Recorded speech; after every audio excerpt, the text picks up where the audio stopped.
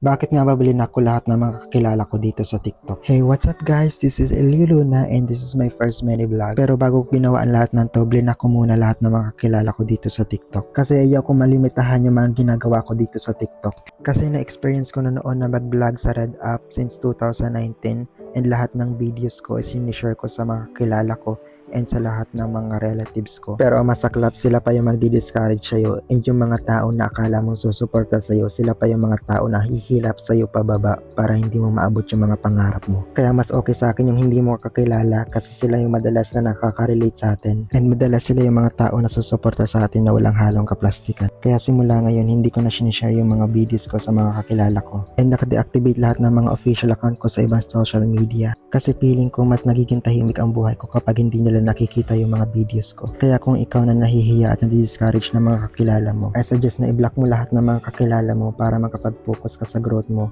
at para magawa mo lahat ng mga gusto mong gawin dito sa TikTok.